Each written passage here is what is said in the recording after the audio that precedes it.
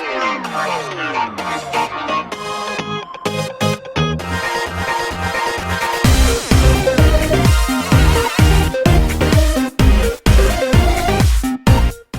guys, it's Tamina. So I'm going to talk about something that's a lot of people are skeptic about, people that don't want to know about it, religion, all that kind of stuff. It's just like politics, I suppose.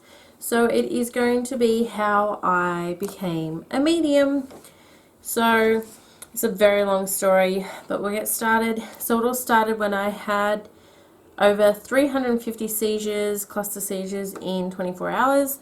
I was very, very ill and I was probably almost near death. And they reckon sometimes when you're close to death, they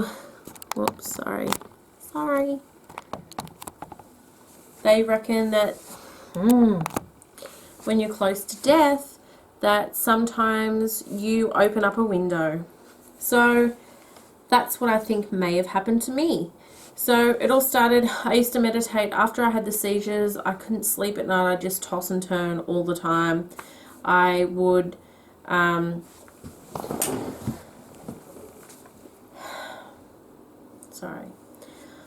would toss and turn all the time, and I started to meditate.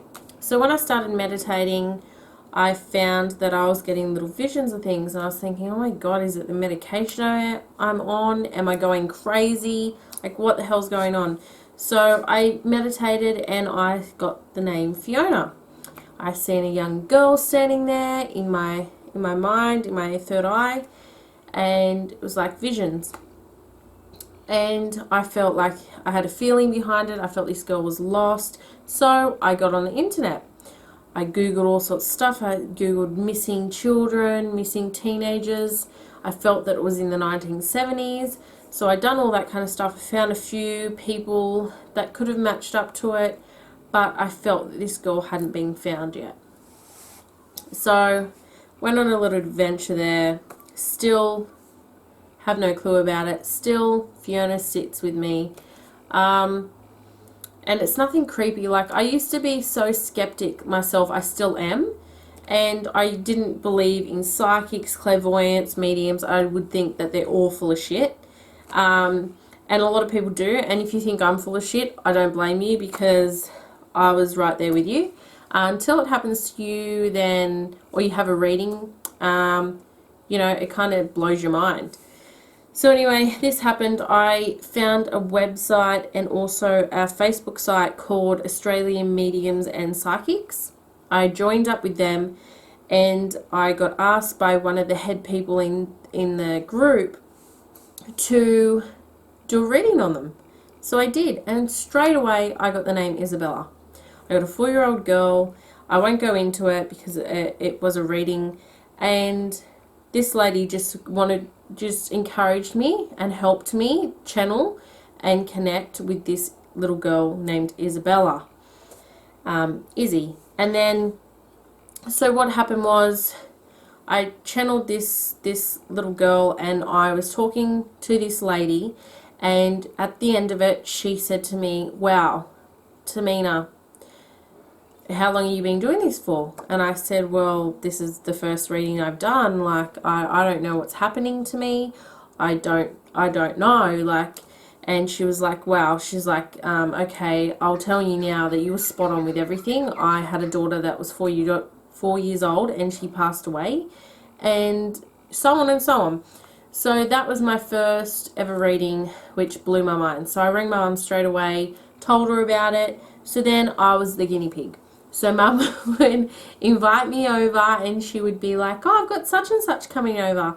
And I knew straight away she wanted me to do a reading. So I was doing readings, and I just kept on hitting the nail on the head every single time. And every time it made me feel good, because I seen the relief in my clients' eyes, or people that I was reading for eyes. And I felt it too, because I'm an empath, so I feel people's emotions. I think that's why I kind of stay to myself, because I feel a lot of people's stuff. So if they're negative people, I feel that, and I don't like it. So that's how it kind of started, and I just continued on to do readings. And I still now, I've backed off a lot. I had a bad experience, and that bad experience was because I done a reading and I didn't ground myself properly. I didn't do it the way I was meant to do it. So I had this little soul, little spirit connect to me, and it wasn't, you know, it wasn't aggressive or anything like that, but it didn't want to go. And I had to cleanse my mum's house. I had to cleanse myself so I could get rid of it. So after that, I kind of backed off a little bit. I will say that I believe that I'm not religious or anything like that. I do believe in something. I'm not sure what. But I don't believe that there's a heaven or a hell. I don't think it's got a name. I think that we're all on different dimensions, different planes. You know, I've never had spirits or souls be aggressive, nasty. They're always happy. They're never upset or anything like that. I've never come across that ever doing a reading. I've never had any, you know, I may have had people that are kind of in limbo, as you would say. I would have that. So where was I at? So yeah, so they're never aggressive. I don't find that they're, you know, aggressive or anything like that.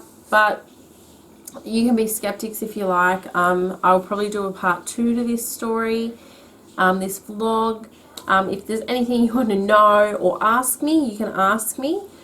And yeah, so I just wanted to get that out there because a lot of people who know me or have heard of me know that I do readings, or I used to do readings, and I am a medium, I suppose. Just talk to spirits. Usually I can turn it off or on. I don't see dead people. And yeah, it's respectful. I don't, you know, I'm not trying to pull the wool over anyone's eyes. I think there's a lot of people out there that do kind of, I suppose, will fish for answers, where I just like to sit my client down and them say nothing. Unless I need them to validate something. Like if I ask them a question about something and I need a little bit more from them on the validation part, then I will explore there, but I will never ever ask for answers. Usually I just ask them to sit and not say a word until the end, and then they can give me their feedback. So guys, I hope you liked this little vlog on how I became a medium, or how my intuition started and how I opened up to it. So if you like this video, thumbs up, subscribe if you already haven't, and I'll see you for our next vlog, guys. See ya.